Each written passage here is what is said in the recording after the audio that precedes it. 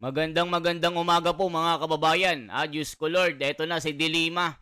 Sobrang taas po ang tingin sa sarili. Pati Supreme Court ay kini-question mga kababayan. Nasabi po sa kanyang mga reaksyon, Dilima accuses Supreme Court of judicial overreach in asking info on impeachment. Naku po mga kababayan, dito binanatan po ni Atty. Topacio na isang magaling na abogado. Ngayon, parang lumalabas dito mga kababayan na si Dilima at ang Korte Suprema ay nagbabakbakan ngayon. Na itong si Dilima, parang iniisip niya na mas magaling siya sa mga ginagawa ng Korte Suprema.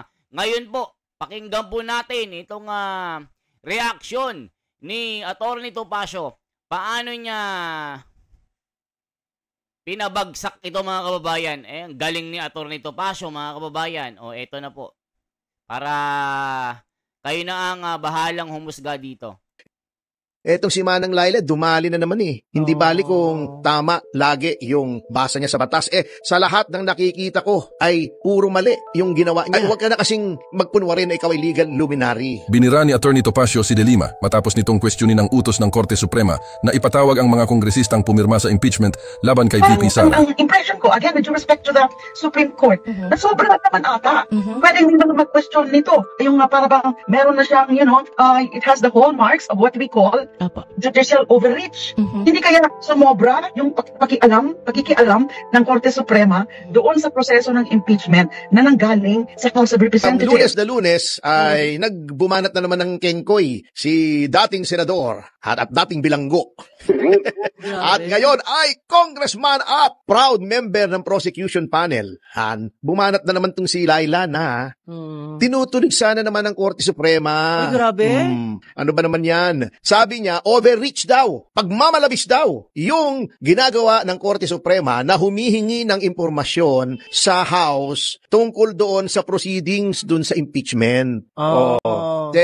Mga kababayan, kita nyo, yumayabang po si Dilima. Pati Korte Suprema, kinakalaban. Feeling niya, magaling siya mga kababayan. Isipin nyo, pagmamalabis daw, itong mga ginagawa ng Korte Suprema. Na bakit? Ba't kailangan yung magtanong-tanong pa? Parang pinapalabas niya, nagdududa itong Korte Suprema. Na sinasabi niya, itigil yan. Itigil ang pagtatanong. Mali kayo. Sumosobra na kayo. Parang ganon ang gustong palabasin ni Dilima. Huwag niyong ituloy yan. Masyado na kayong magaling. Mas magaling ako sa inyo. Itigil niyo ang kabubuhan niyo. Parang ganon ang gustong mangyari ni Dilima. Na parang sinasabi niya, ako, si Dilima, abogado ako, magaling ako. Kayo sa Korte Suprema, mga bobo. Parang ganon mga kababayan, sinabi nyo, Dilima accuses Supreme Court of a judicial overreach. Ibig sabihin, isang kalabisan daw ito in asking info about impeachment of VP Sara. Nako, binakbakan ni Atty. Topacio, ang ating dakilang kapatid na parang Marcoleta din sa tapang. Ituloy pa natin mga kababayan, paano binalatan ng buhay ni Atty. Topacio itong si Dilima na sa sobrang taas sa sarili, pinapalabas niya dito na parang nagkakamali ang Korte Suprema. Mga kababayan, kayo ang tatanungin ko, may karapatan ba ito na questionin ang pinakamataas na ahensya ng gobyerno? 'Di ba ang gobyerno ay merong tatlong kumakatawan sa batas mga kababayan? Itong Korte Suprema, pinakamataas ito. 'Di ba? Na judicial body, mga kababayan. Tapos si Dilima, parang pinapalabas niya, hoy, tumigil kayo, Korte Suprema. Ako ang mas magaling. Itigil nyo ang inyong mga katangahan. Parang ganun, mga kababayan Na akala mo, nakatuntong sa kalabaw, mas magaling na sa Korte Suprema. May karapatan ba ito, mga kababayan, na mag-question kung anong mga hakbangin ng Korte Suprema para sa pantay na pagtingin dito sa impeachment na ito ni BP Sara? Mga kababayan, may karapatan ba si Dilima na tanungin or magtanong-tanong sa Korte Suprema kung anong mga gawain o hakbangin nila para makita talaga na merong talagang ebidensya itong ginagawa nilang impeachment ni Inday? Ituloy pa natin. Nga muna, paano naging overreach yun? Etong si Manang Laila, dumali na naman Hindi bali kung tama lagi yung basa niya sa batas. Sa lahat ng nakikita ko ay puro mali yung ginawa niya. Opo. Impisahan natin. Manang Laila, ay huwag ka na kasing magpunwari na ikaw ay legal luminary. Di ba? Unang-una, yung HDO mo yung pag-issue ng HDO noong 2011 laban kay dating Pangulong Arroyo. Di ba dumating tayo sa Supreme Court, ikaw ang nag-argue doon. Gina-justify mo that the Secretary of Justice has the authority to issue whole departure orders. Anong sabi ng Korte Suprema? Mali ka! Mali ka, sabi ng Korte Suprema. Olats ka, Laila. Gano'n. Ngayon, nagyabang ka pa. Etong si Manang Laila, grabe Basta siya ay nakasandal sa poder. Akala mo kung sino na. Kita mo sa asang hukuman na hindi niya sinunod. Di ba? Nagkaroon tuloy ng reklamo sa kanya for contempt. Dahil hindi niya sinunod yung order ng Korte Suprema. Yan, noong siya ay nagkakaso ng drug trafficking, anong ginawa niya? Kinwestiyon niya sa RTC, pumunta siya sa Court of Appeals, umakyat pa siya sa Supreme Court. Yan ay klarong-klarong forum shopping. Ultra vires o kalabisan yung paghingi ng certification na yung impeachment ay hindi lumalabag sa 1-year ban at yung 20th Congress ay interesado pang ituloy yung impeachment complaint na isinulong noong 19th Congress pa. Sabi niya, unconstitutional yan, impeachment court yun Court din yun. Kahit anong sabihin mo, it's still a court. Not only a court constituted under the provisions of the Constitution. Bago sasabihin mo unconstitutional, hinamon ko siya, di ba? Sabi ko, kung tingin mo talaga, Manang Laila, na mali yung ginagawa ng impeachment court, bakit ayaw kang pumunta sa Supreme Court? Natatakot kang matalo na naman. Natatakot kang makagalitan na naman. Mga tirada mo Ibang attitude nitong taong ito Mga ganyang mga tao, yung mga illusions of grandeur. Nakala nila sila ang pinakamatalino sa mundo, pinakanakaalam ng batas, the rules do not apply to them. Marami po mga dilawan na ganyan, katulad ni Rizzo Ontiveros. Sorry po. Marami. Ang dami dyan. Yung mga membro ng Quadcom, meron silang illusions of grandeur. Masyadong narcissistic. Hindi nag-apply sa kanilang kahit anong batas kung mag-aasta. Di ba? Masama po yan. Ayan, mga kababayan. Nako po, eto na. Talagang hindi kayo pagbibigyan yan kung ganyan na kagaspang ang pananalita ni Dilima dito, mga kababayan, na pinapalabas niya na siya ay alpha. Ibig sabihin siya yung hari o reyna. Hindi siya sumusunod sa Korte Suprema. Natingin niya sa sarili niya. Siya yung Korte Suprema. Parang ganun, mga kababayan Walang Korte Suprema sa akin. Ako ang nasa kapangyarihan ngayon. Hindi pwede yung ganyan. Ba't kayo gumagawa-gawa ng mga gawain nyo? Ayaw ko ng ganyan. Sabi ni Dilima, accuses Supreme Court of a judicial overreach. Ibig sabihin, kalabisan. Sa ginagawa nila, bakit may tanong-tanong pa? Bakit? Ba't kayo question ng question? Parang ganun, mga kababayan. Kasi sinipa ni Katopasyo, itong abogado na magaling, kapatid ito, magaling ito, mga kababayan. Kinukuha lahat ng mga artista ito. Basta may mga kaso, Attorney Topasyo, ang kinukuha na magaling na abogado, tagapagtanggol ng mga gustong magpatanggol, mga kababayan, nako po, yari, naninilikado itong si De Lima dito. Dahil dito sa gusto niyang banggain ang Korte Suprema na parang sinasabi niya, ako ang magaling. Kayo mga tanga kayo, parang ganun. Mga kababayan, isipin nyo, pinakamataas na level ng ating gobyerno, itong Korte Suprema, the highest level of the government kung pag-uusapan batas. Tatlo kasi yan mga kababayan executive, judicial, ano pa? Itong lawmaker. Ano masasabi nyo? Kaya nako po, itong si De Lima, nasobrahan sa, nasobrahan sa palaman. Masyadong mapalaman itong mga sinasabi niya.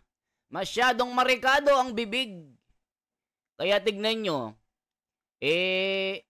baka matalo na naman ito mga kababayan. Itong impeachment na ito, sabi ni Marcoleta, wala na ito.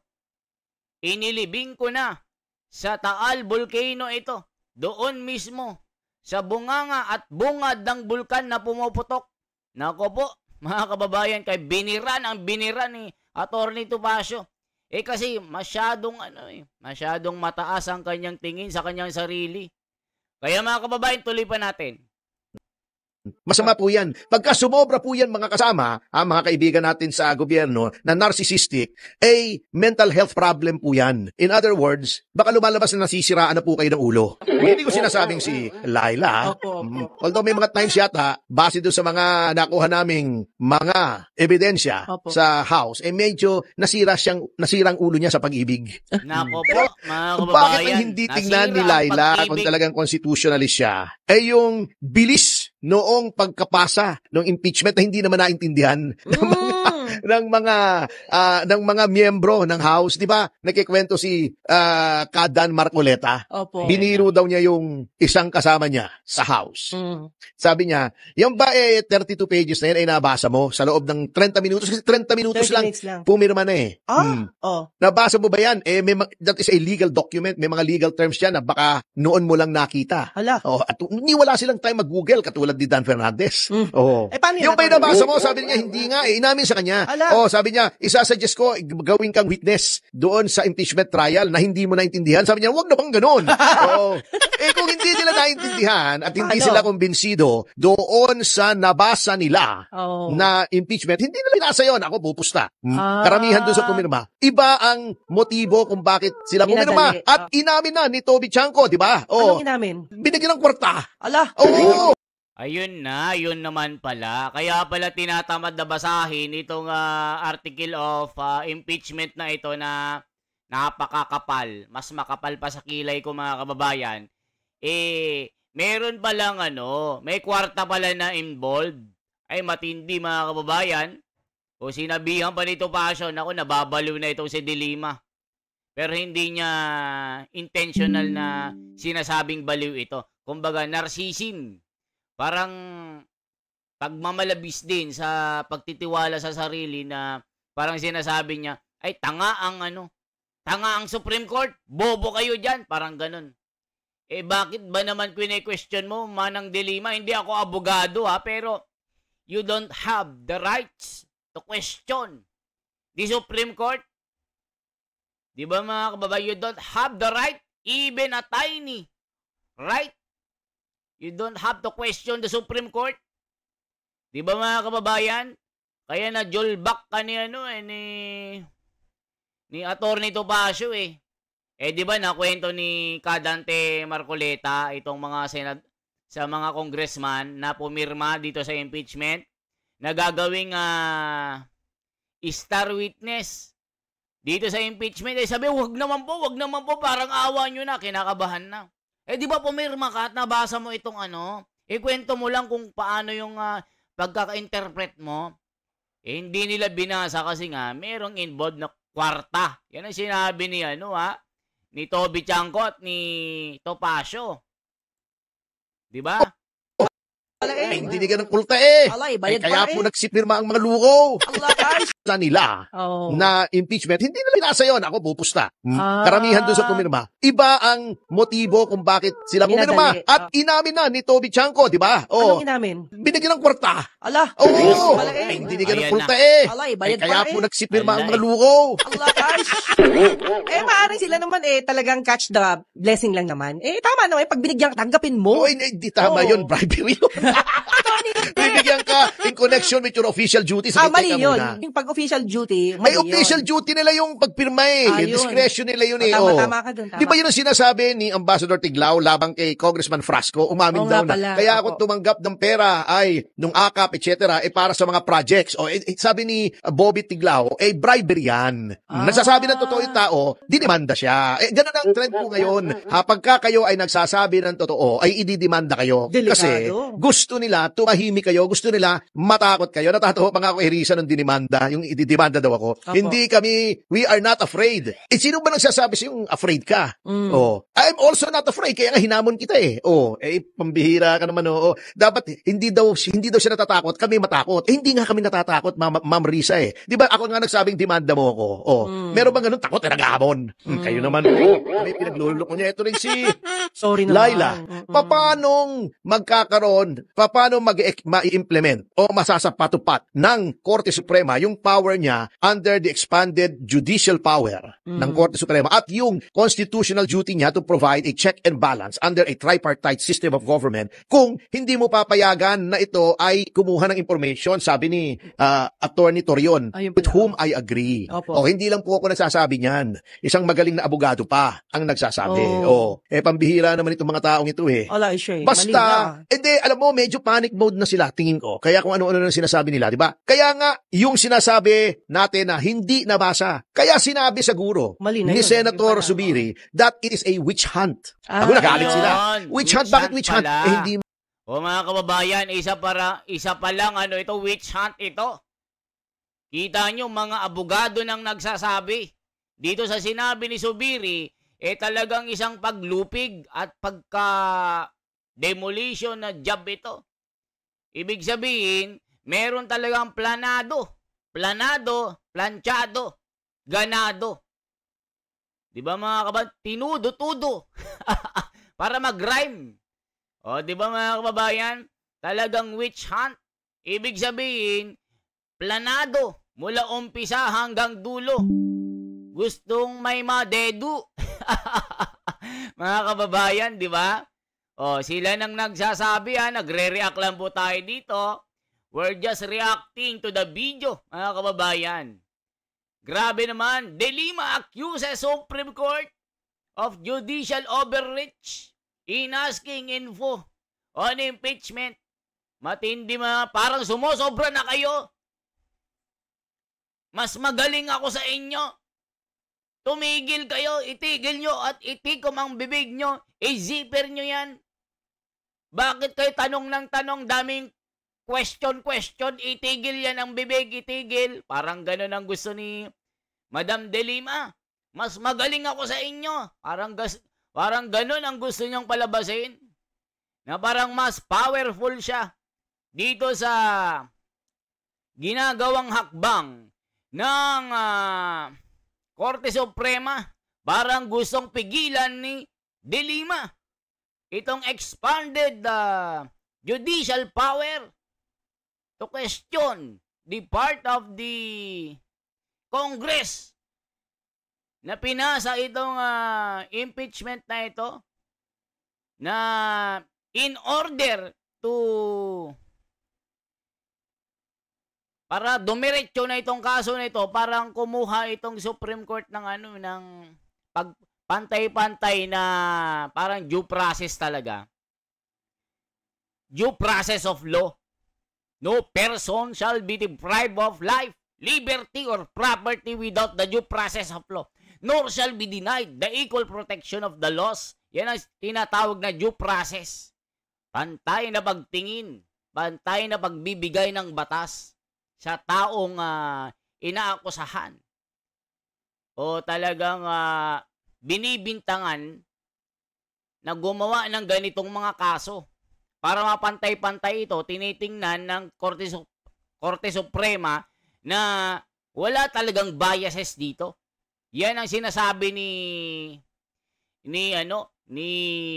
Atty. Topacio. Bakit mo question itong Korte Suprema? Mas magaling ka ba? Mas magaling ka ba sa Korte Suprema? Ba't nag-ano ka ng ganyan? Diba? De Lima accuses Supreme Court of judicial overreach. Kalabisan daw ito, mga kababayan, in asking information on impeachment dito kay Inday Sara. Aba, tindi ni De Lima. So, ibig sabihin, parang pinapalabas niya na magaling siya kaysa dito sa Korte Suprema na pinakamataas na katawan ng ating ahensya na nagpapatupad ng batas. Ang tingin ni De Lima sa kanyang sarili, siya yung Korte Suprema. Matindi, mga kababayan, ha? Siyempre, nasa kapangyarihan ito, malakas ito. Tingin niya sa sarili niya, mas makapangyarihan siya sa Korte Suprema. Diba? Mo nga naintindihan yung pinirmahan mo. Ginadali, di ba? Yung dahilan. Oo. Ngayon, ang problema nila, ayan na naman yung Friday. Akala nila immune sila, the rules do not apply. Ayan, inipit-ipit nila yung ibang mga complaint, di ba? Hindi nag-file, inipit nila, hindi nila pinroses. Yung pang-apat ang pinroses nila. Nakalimutan yata nila yung 1-year ban. Ala. Hindi ko nga malaman kung sino ang nagpapayo rito sa mga ito. Baka si Manang Laila, at saka si Teddy Te. O si Chel Jokno, yan, oo. Tingnan nyo na lang record ng mga yan. Puro palpak, kaya nagkakaroon ng butas. O yan, mga kababayan, ano masasabi nyo? Heto na po. Ano na, mga kababayan? Ano na? De Lima accuses Supreme Court of judicial overreach in asking information about impeachment. Aba, matindi si De Lima, mga kababayan, ha? Ang tindi ng guts. Parang pinapalabas niya, mas magaling siya sa Korte Suprema. Kini-question niya ito. Naku po, kinalgag ni Atty. Topacio. Etong si Manang Laila, dumali na naman eh. Hindi bali kung tama lagi yung basa niya sa batas. Sa lahat ng nakikita ko ay puro mali yung ginawa niya. Ay, huwag ka na kasing magpunwari na ikaw ay legal luminary. Binira ni Atty. Topacio si De Lima matapos nitong questionin ng utos ng Korte Suprema na ipatawag ang mga kongresistang pumirma sa impeachment laban kay VP Sara. Ang impression ko, again, with due respect to the Supreme Court, na sobrang naman ata. Pwede hindi naman mag-question nito. Yung para bang meron na siyang, it has the hallmarks of what we call judicial overreach. Hindi kaya sumobra yung pakikialam ng Korte Suprema doon sa proseso ng impeachment na nanggaling sa House of Representatives. Ang Lunes ay nagbumanat na naman ng kengkoy si dating senador at dating bilanggo. At ngayon ay congressman at proud member ng prosecution panel. Bumanat na naman tong si Laila na tinutulig sana naman ng Korte Suprema. Grabe. O mga kababayan, masasabi nyo dito? Nako po, mga kababayan, mukhang ipapatawag ng Korte Suprema ito. Si Laila De Lima na feeling entitled. Feeling niya siya yung Korte Suprema dito. Mas makapangyarihan siya dahil nanalo siyang congressman na representative ng Mobile Legends. Mga kababayan, talagang pinipilit ni De Lima ang kanyang gusto. Parang sinasabi niya, ops, itigil nyo ako mas magaling. Mas magaling ako sa Korte Suprema. Huwag kayong pabida-bida. Naku po, mga kababayan. Kaya kayo na po ang magsabi dyan kung ano masasabi nyo. Kayo na po ang umusga. Anong masasabi nyo kay De Lima? Anong masasabi nyo po, mga kababayan? Grabe ito. De Lima, umaas ng Korte Suprema. Ngayon, binakbakan siya ng mga abogado na mas magaling sa kanya. O mga kababayan, sinabi pa ni Atty. Topacio, kengkoy itong si De Lima. Naku po, mukhang matinding ito, mga kababayan, ha? Binabangga ang Korte Suprema. De Lima. Naku po, ano kaya magiging kinabukasan ni De Lima dito? Mukha tuloy may tinatago kayo, Madam na De Lima. Bakit hindi nyo na lang sagutin ang mga tanong ng Korte Suprema dito? Ang dali-dali naman. Ayan, kinakalaban nyo tuloy.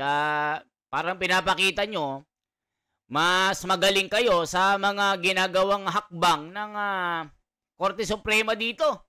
Hindi po ako abogado, Madam, pero in due respect sa inyo, you have to respect the Supreme Court, whatever the decision na gagawin nila dito sa proseso ng impeachment para makita yung pantay-pantay na pag-iral ng batas. Yan po ang akin, mga kababayan. Sabi, in due respect to the Supreme Court, parang kalabisan naman ito. Aba, mga kababayan. Kaya, kayo ang itatanungin ko. Kayo ang aking tatanungin, mga kababayan. Anong masasabi nyo kay De Lima? Sumosobra ba ito? Na feeling niya mas makapangyarihan siya sa Korte Suprema? Mag-comment po kayo, mga kababayan. Talagang ito yung isa sa mga mga kababayan nagsusulong na mawala si Inday Sara, na talagang matanggal at hindi makatakbo sa 2028. Kasi pag nanalo itong si Inday Sara, alam na this. Baka bumalik ito sa kulungan, mga kababayan. Siyempre, life survival yan. Kumbaga, tinitignan na ni De Lima ang mangyayari sa kanya sa hinaharap. Maaaring bumalik ito sa kulungan. Kita nyo, ganun talaga sa politika, mga kababayan. Ginagawa din ni De Lima yung kanyang yung kanyang sariling interest na hindi bumalik sa kulungan. Siyempre, balik-balik lang yan, mga kababayan. Time of reckoning na sinasabi. Kaya, mga kababayan, salamat sa inyong lahat. Isang like po, isang share, at isang subscribe sa ating YouTube channel. Ako po si The Wonder sa Philippines. Mga OFW sa ibang bansa, sa buong mundo. Sana po, lagi po kayo mag-iingat. Lalong-lalo na po sa mga lugar na delikado, na may digmaan. Lalong-lalo sa Israel, sa Iran, at dito sa US, sa Ukraine, saka sa Russia. Marami tayong mga kababayan dyan. Kaya mga kababayan, salamat po. Mabuhay. Ako si The Wonder sa Philippines. Magandang umaga sa inyong lahat.